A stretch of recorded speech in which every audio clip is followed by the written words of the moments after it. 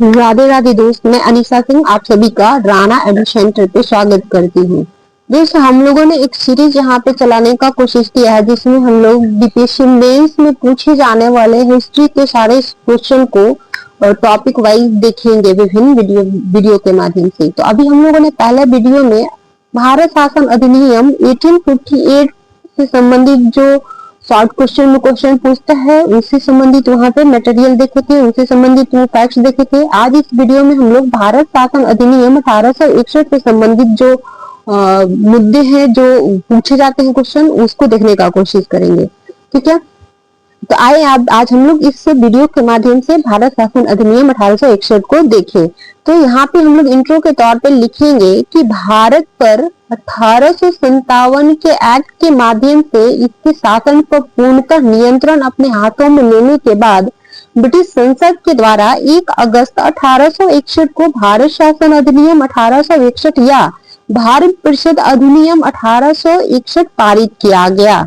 एक छोटा सा इंट्रो इसको दिखेंगे और आगे बढ़ेंगे। क्योंकि देखेंगे कि जो बच्चे सेलेक्ट हुए हैं उनका अगर आप कॉपी वहां पे देखेंगे तो कोई कोई यहाँ पे 8-8 10 लाइन करके वो इंट्रो दे देते हैं शॉर्ट क्वेश्चन में, और प्रोविजन बहुत कम दिखते हैं, फिर जिसकी वजह से उनको 2 से 3 मार्क्स दिया जाता है। और जो बच्चे 1-2 लाइन में इंट्रो देकर प्रोविजन अच्छे से देंगे, डायमेंशन अच्छा लिखेंगे, उसका एक्ट्स का कारण देंगे, प्रभाव देंगे, मेन प्रोविजन देंगे, उसकी कमियां को दिखाएंगे और एक ही 1.5 पेज में वो मतलब कम शब्दों में अच्छे डायमेंशन खोलकर अगर दिखाते हैं तो उनको 5 से 6 नंबर तक प्राप्त हुआ है।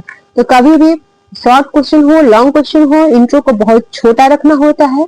तो इस शॉर्ट क्वेश्चन में 1-2 लाइन में हम लोग इंट्रो लिखेंगे, आगे बढ़ेंगे। अब यहाँ पे जो एक्ट है उसको लाने का कोई ना कोई कारण रहा होगा, अब उसको दिखाएंगे। तो एक ये डायमेंशन हो जाएगा। तो कारण के तौर पर हम लोग बता सकते हैं कि 1857 के विद्रोह के बाद जो ब्रिटिश गवर्नमेंट के सामने जो चिंताएं उभरी वो एक मेन कारण था इस एक्ट को लाने का।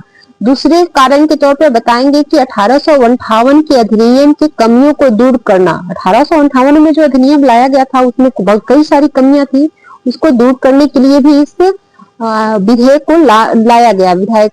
ठीक है, तीसरे कारण के तौर पर बताएंगे कि सत्ता का केंद्रीकरण करना। जो भारत की जो सत्ता थी या शासन थी जो ब्रिटिश क्राउन अपने हाथों में ली थी, तो उसको एक सेंट्रलाइज करना इनका उद्देश्य था। उसके सारे शक्तियों को अपने हाथों में रखना एक मेन उद्देश्य था, जिसकी वजह से ये अधिनियम लाया गया था।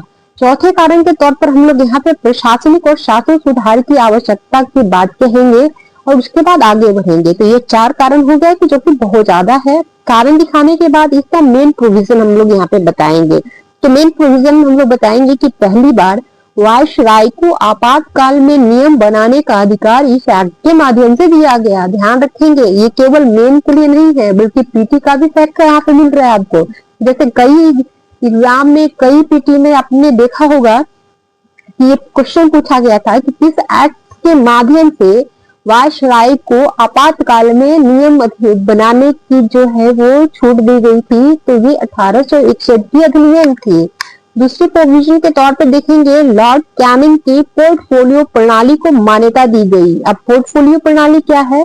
तो विभिन्न क्षेत्रों में विभागों का गठन कर उसका हेड किसी को नियुक्त करके उस माध्यम से विकास करना या सत्ता चलाना, ये पोर्टफोलियो प्रणाली कहलाती है। तो इसका विकास जो हुआ है वो कब हुआ है? तो 1861 के एक्ट के माध्यम से। किसके द्वारा?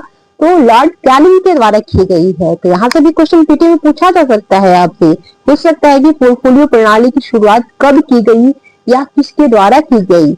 तीसरे प्रोविजन के तौर पर हम लोग देखेंगे बंबई एवं मद्रास की विधायिका शक्तियां बहाल कर दी गई इस एक्ट के माध्यम से। फिर चौथे प्रोविजन के तौर पर लिखेंगे भारतीयों को कानून निर्माण से जोड़कर प्रतिनिधि संस्थाओं की शुरुआत किया गया। वायसराय को 6 माह तक चलने वाली अध्यादेश जारी करने की अनुमति भी इस एक्ट के माध्यम से दी गई थी। फिर से ये पीटी का फैक्ट कई एग्जाम में पूछा जा चुका है कि किस एक्ट के माध्यम से अध्यादेश जारी करने की जो अनुमति है पहली बार भारत में दी गई थी। तो वो 1861 के माध्यम से दी गई थी। आगे आपसे किसी एग्जाम में पूछा जा सकता है कि 1861 एक्ट के माध्यम से जो अधिनियम या अध्यादेश जारी करने की जो अनुमति दी गई थी उसका वैल्यूएशन कितना होता था, उसकी जो टाइम ड्यूरेशन थी वो कितना होता था, तो वो 6 मंथ होती थी। आपको ये भी याद रखेंगे। 6th प्रोविजन के तौर पे हम लोग बताएंगे पंजाब, उत्तर पश्चिम सीमा प्रांत और बंगाल में नई विधान परिषदों का गठन किया गया। 7वें प्रोविजन के तौर पर हम लोग लिखेंगे वायसराय विधान परिषद में 6 से 12 अतिरिक्त सदस्यों को मनोनीत कर सकता था। तो ये कुछ इसका प्रोविजन है। हालांकि कई और प्रोविजन इसमें है, बट 8 नंबर के क्वेश्चन में हम लोग 5-6 ही प्रोविजन लिखेंगे तो बहुत ज्यादा हो जाता है, क्योंकि और भी बहुत सारे डायमेंशन इसका लिखना होता है और टाइम हम लोग के पास बहुत ही कम होता है, बहुत कम होता है। ठीक है, तो बहुत बड़ा लिख नहीं सकते हैं, बहुत बड़ा लेकर जा नहीं सकते हैं।